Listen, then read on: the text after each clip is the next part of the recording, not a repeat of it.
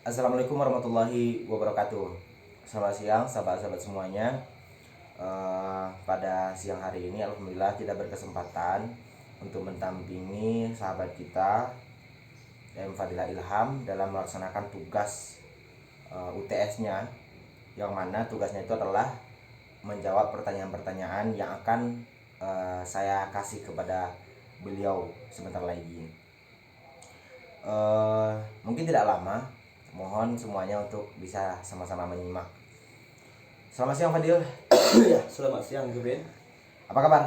Alhamdulillah baik. Nah, itu yang paling penting itu adalah kebaikan kan. Ya, alhamdulillah. Mohon izin Fadil, ini ada beberapa pertanyaan, mungkin 5 pertanyaan lah yang Ya. mungkin akan kita tanyakan kepada Fadil. Ya, yang pertama itu adalah mungkin Fadil bisa jelaskan itu apa sih yang Fadil pahami dari pendidikan masyarakat. Kemudian menurut Fadil sendiri, apa sih manfaat untuk mempelajari pendidikan masyarakat itu gitu. Yang kemudian pendidikan masyarakat bagi peningkatan kompetensi Fadil. Apa sih manfaat mempelajari pendidikan masyarakat bagi peningkatan kompetensi Fadil sebagai orang yang akan lulus sebagai sarjana pendidikan. Kira-kira bagaimana? Oke.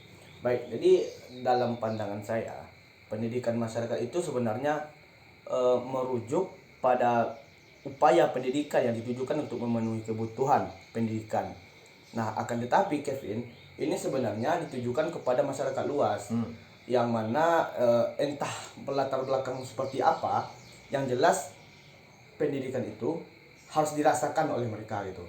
Entah itu dalam berbagai bentuk apapun, dalam berbagai jenis apapun, yang jelas pembelajaran pendidikan masyarakat ini orientasinya adalah pembelajaran seumur hidup. Nah, bagaimanapun nanti orang-orang yang akan mendapatkan itu, kitalah yang akan memberikannya nanti gitu. Nah, pemahaman-pemahaman yang akan kita berikan terkait pendidikan masyarakat ini, itu yang nantinya yang akan menjadi dasar bagi mereka untuk mencari lagi gitu dalam bentuk apapun nanti yang akan ditemukan di luar. Nah, sebenarnya ini sama kayak ya diskusi kita ya beberapa waktu lalu terkait tentang bagaimana itu pendidikan lingkaran ketiga kan gitu. Lingkaran pertama mungkin dimulai dari keluarga, lingkaran kedua itu pendidikan formal kita di sekolah.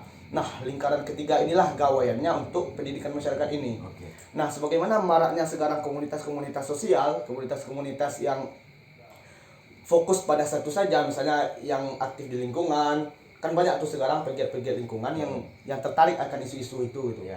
Nah, sebenarnya itu adalah bentuk bagian dari pendidikan masyarakat itu sendiri. Nah, yang mana dalam pendidikan masyarakat itu tidak terbatas usia gitu. Nah, entah dia nanti udah tua atau baru pensiun terserah. Yang jelas ada iktikat baik, ada niat yang baik dari mereka untuk menambah ilmu lagi, mencari wawasan yang lebih luas lagi gitu. Nah, terkait dengan pertanyaan Kevin selanjutnya tadi, manfaatnya gitu ya. Manfaatnya manfaat pendidikan masyarakat ini bagi saya nantinya lulusan sebagai sarjana pendidikan, bagaimana apa kira-kira yang akan jadi manfaatnya bagi saya setelah mempelajari mata kuliah pendidikan masyarakat ini kan begitu. Nah, yang sebenarnya ada beberapa manfaat sih yang saya dapatkan. Yang pertama itu memahami kebutuhan dan konteks masyarakat hari ini gitu. Nah, tetap di hari ini melalui pendidikan masyarakat, seorang pendidik itu dapat memahami dengan lebih baik lagi tentang nilai-nilai, norma-norma, adat-adat sosial yang berlaku di lingkungan tersebut. Sehingga nanti setelah waktu ingin memberikan pengajaran di kelas, kita tidak tercanggung lagi. Jika berhadapan dengan orang berlatar belakang seperti ini, asalnya dari sini, kita sudah tahu, oh adatnya di situ, masuknya begini gitu. Jadi kita tidak lagi canggung untuk mengelola kelas itu. Sebenarnya ini sangat luar biasa ini ya manfaatnya yang saya rasakan ketika kita nantinya menjadi pendidik ya. Di ruangan kelas itu kita tidak canggung lagi. Nah gitu. Poin yang kedua itu keterampilan mengelola kelas. Nah ini dia yang paling apa ya, yang paling lumayan kita dapatkan itu sebenarnya di sini, karena keterampilan mengelola kelas ini kita kan mengelola manusia. Nah, berdasarkan manfaat yang pertama tadi, kita sudah tahu nih kebutuhannya apa, konteksnya seperti apa gitu. Kita masuknya nanti itu sudah enak lagi, nggak ada kaku-kakunya gitu. Nggak canggung-canggung. Nggak Ya? canggung-canggung lagi. Hmm. Nah, yang ketiga itu manfaatnya pendekatan pembelajaran yang lebih inklusif gitu. Nah, pendidikan masyarakat sering memasukkan peserta didik dari berbagai latar belakang dan tingkat kependidikannya seperti apa gitu. Nah, bagaimana dengan orang yang latar belakangnya berbeda, dengan wawasan yang berbeda, kita memberikan pendidikan di sana gitu. Entah itu kebutuhannya seperti apa, keberagaman kan banyak nih, beragam, banyak jenisnya nanti gitu kan. Nah, kita memahami itu gitu. Sehingga ketika telah sampai pada titik itu, keraguan-raguan itu tidak ada lagi.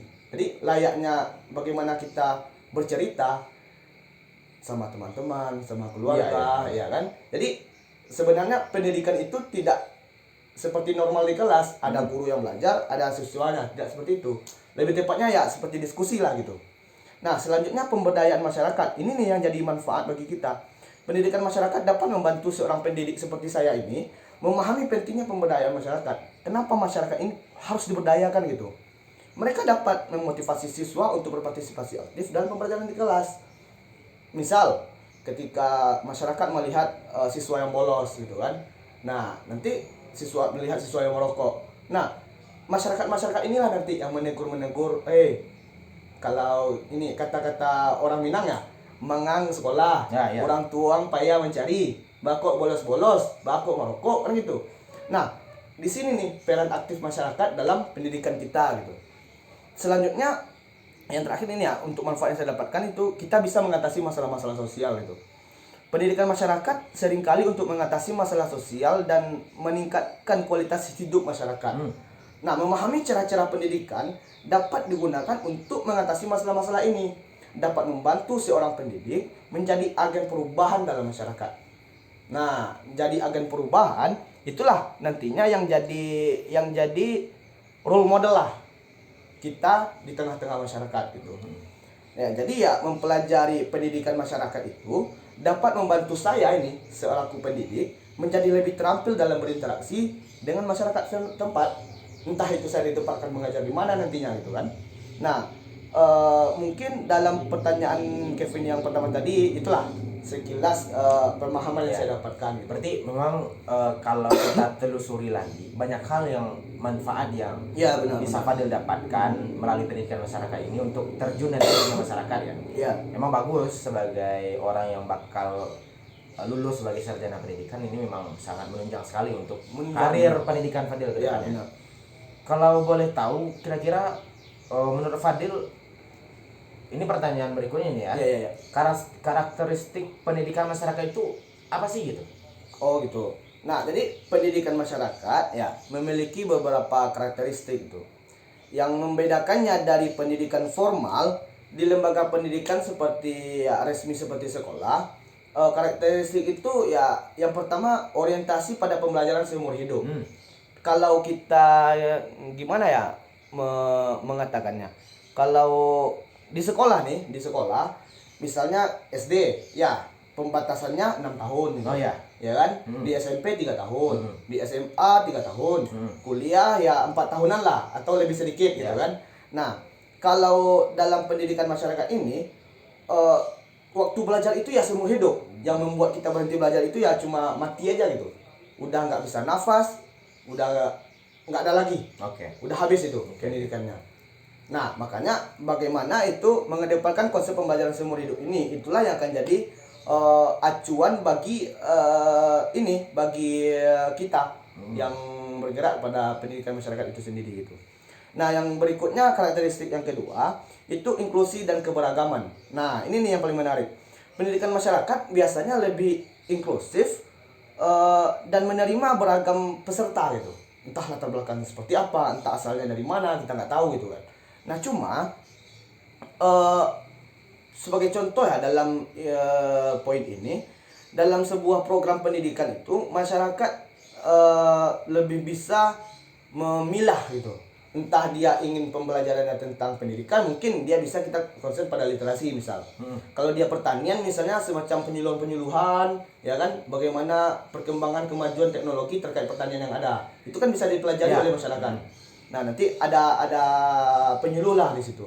Nah, kebanyakan sekarang kembali di awal tadi ya, pendidikan lingkaran ketiga yang kita bicarakan tadi itu, komunitas-komunitas itu banyak bergerak di bidang-bidang itu.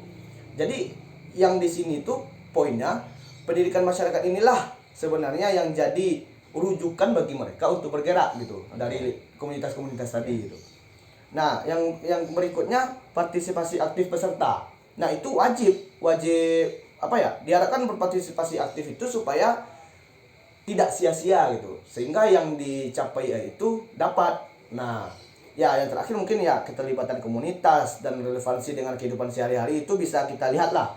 Bagaimana hasilnya nanti dari pendidikan masyarakat ini yang diberikan. Nah, sehingga ya bagaimanapun nanti capaian-capaian ini bisa terrealisasikan gitu. Nah, ya mungkin ya sekian lah gitu untuk karakteristik dalam rule akademiknya. Kita mengenal tuh dalam pendidikan masyarakat itu ada beberapa bagian-bagian yang sebagai penunjang lah. Itu ada istilahnya keterlibatan masyarakat di sana. Keterlibatan masyarakat, kemudian penggunaan sumber daya yang efisien, kemudian juga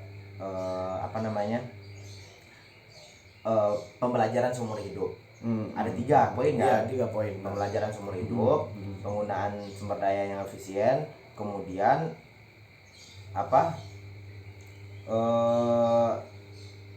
keterlibatan masyarakat. Menurut Fadil, apa sih yang dimaksudkan dengan ketiga poin ini? Kemudian contohnya apa sih kira-kira gitu? Oh gitu ya. Baik, pembelajaran seumur hidup ini ya seperti yang kita bahas sebelumnya ya. Yang membatasi itu ya cuma maut gitu. Kalau sudah mati ya berhenti belajar. Oh ya, kayak ini ya, apa namanya?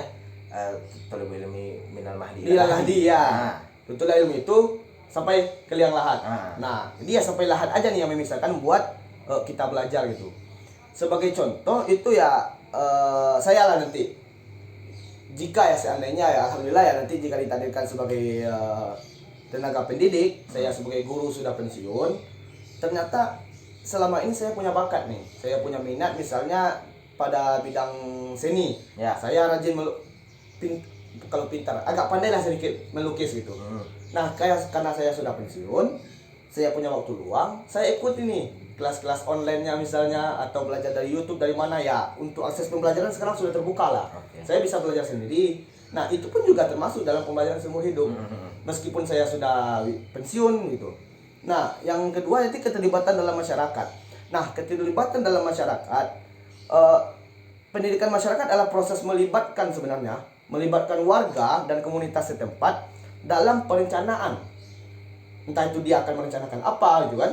Nah, implementasinya nanti ya seperti misalnya ginilah, sebuah proyek peningkatan literasi di lingkungan masyarakat itu. Kita bisa ngundang penulis, bisa ngundang media-media sebagai penguatan lah bahwasanya yang dari penulis tadi ya, kalau menulis itu gini loh materinya di sini.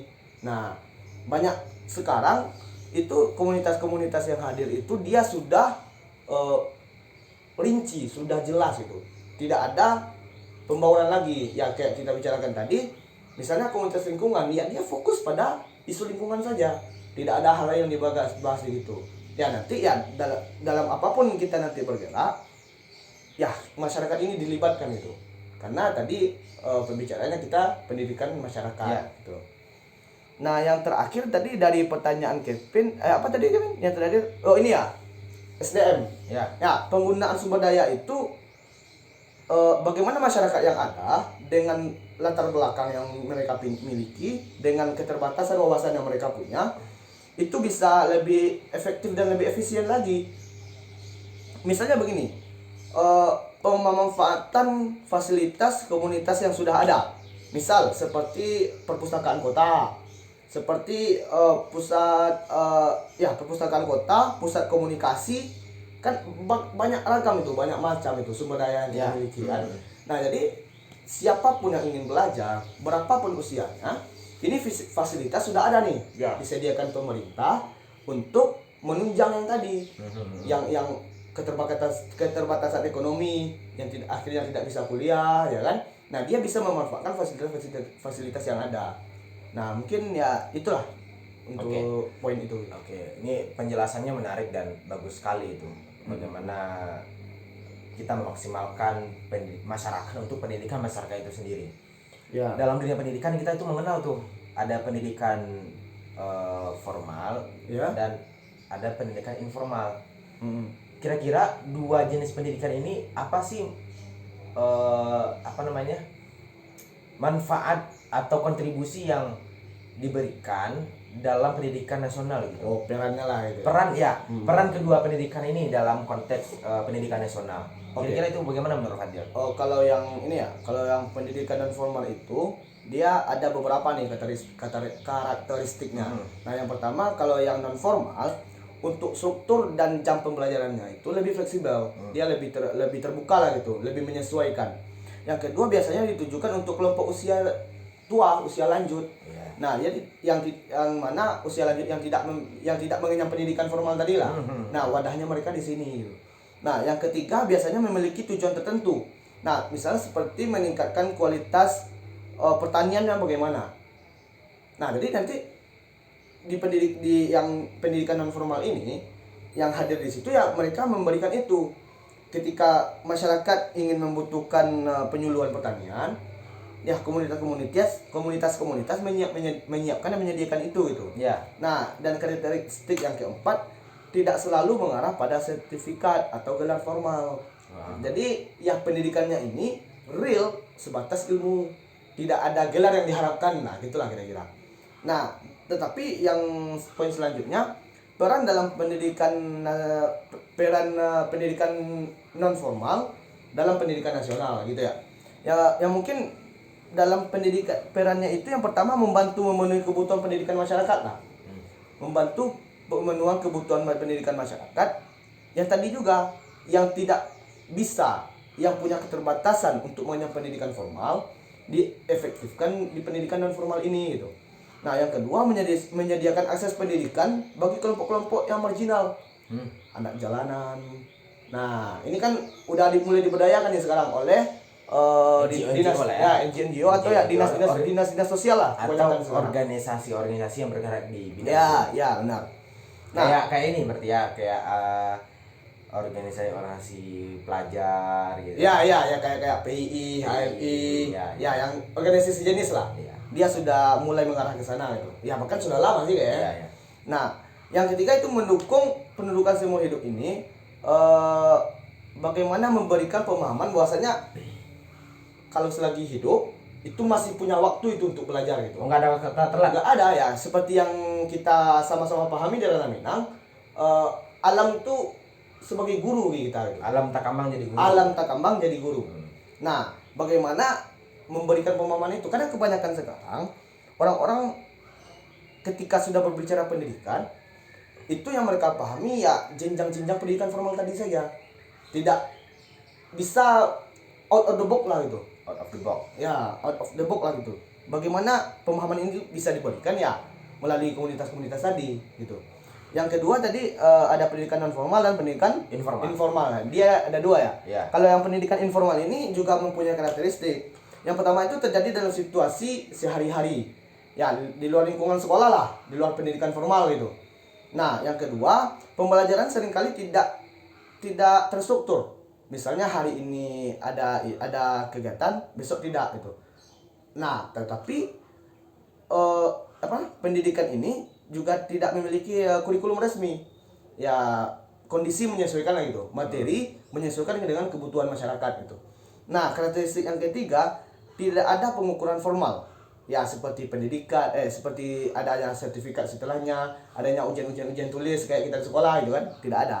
Nah, tetapi peran pendidikan informal ini dalam pendidikan nasional, yang pertama mendukung pendidikan seumur hidup sama dengan yang tadi. Yang kedua, meningkatkan pengetahuan dan keterampilan individu di luar sistem pendidikan formal. Nah, yang ketiga, meningkatkan kesadaran dan pemahaman masyarakat. Itu yang paling penting dia sebenarnya. Seperti ya budaya, lingkungan. Nah, banyak hal itu sebenarnya yang bisa kita garap kalau seandainya nanti Kevin juga punya keinginan bergerak di ranah pendidikan masyarakat ini gitu. Ya, mengefektifkan pendidikan lingkaran ketiga yang kita bicarakan tadi lah gitu. Nah, yang terakhir, pendidikan informal ini dapat berfungsi sebagai pelengkap nih, penunjang pendidikan formal yang ada. Setidaknya jika kita pendidikan formal ini semuanya belajar teori, belajar dulu dapat ujian. Nah, kalau di pendidikan masyarakat ini, kalau di lingkungan masyarakat, orang-orangnya dapat ujian dulu gitu, baru dia belajar dari situ gitu. Nah, kira-kira lebih kurang segitu ya. Oke, ini kan memang dari beberapa pembahasan tadi itu menarik sekali itu. Kita udah mulai membahas pendidikan masyarakat, kemudian bagian-bagiannya, kemudian informal dan non formal gitu kan. Tapi kan memang sekarang itu ini kan zamannya tuh zaman digital gitu kan, era digital gitu. Digital. Menurut Fadil sendiri itu bagaimana sih penerapan pendidikan masyarakat ini di era digital, dan contohnya itu apa gitu? Oh, itu banyak itu Kevin. Karena rata-rata komunitas-komunitas yang kita bicarakan tadi, komunitas-komunitas yang bergerak pada ranah pendidikan masyarakat, pada ranah pendidikan lingkaran ketiga yang kita bicarakan tadi, ini sudah jadi program lah bagi mereka. Yang pertama, pendidikan masyarakat melalui online. Nah, banyak kan sekarang itu kelas-kelas online. Nah, pendidikan masyarakat itu bagaimana bisa memanfaatkan platform pembelajaran online itu untuk memberikan akses pendidikan kepada masyarakat melalui kursus. Nah, diadakan kursus online, masyarakat ikut gitu kan. Nah, sebagai contohnya ya seperti melalui Zoom lah ya. Misalnya dari Dinas Pertanian, dia sudah pensiun, tetapi dia masih melek nih dengan pertanian. Jadi dia ingin berbagi nih secara ilmu, secara teori dia sudah punya. Ya kan? Nah, jadi dibuatlah kelas untuk memenuhi yang tadi. Bagaimana masyarakat yang kurang pengetahuan bisa memenuhi kebutuhannya di sini gitu. Nah, kalau untuk yang kedua, apa nih? Kalau untuk yang kedua, kelompok diskusi dan komunitas online. Nah, kalau di kelompok diskusi, masyarakat dapat membentuk kelompok diskusi itu melalui komunitas online yang tujuannya itu yang bagaimana bisa memungkinkan pertukaran ide itu. Karena ide di daerah A bisa jadi berbeda dengan daerah B. Nah, jadi saling ya kolaborasi lah gitu. Sehingga ini yang dapat pengalaman, ini juga dapat pengalaman, sehingga dua-duanya sama belajar gitu. Nah, sebagai contoh ya mungkin grup Facebook, ya kan? Banyak sekarang itu, Pak. Ya partai-partai tua lah. 450 ke atas itu Facebook itu number one gitu. Dia sosialnya mereka di sana gitu kan. Tidak seperti kita yang main di TikTok kan. Jualan TikTok, IG gitu kan. Nah, yang ketiga itu pelatihan online itu untuk keterampilan kerja. Pendidikan masyarakat itu dapat menawarkan pelatihan online untuk meningkatkan keterampilan yang dibutuhkan dalam dunia kerja. Ya, seperti operasional komputer, bagaimana menggunakan Microsoft Word, Excel ini dan segala macam. Nah, itu juga bisa divirtualkan gitu.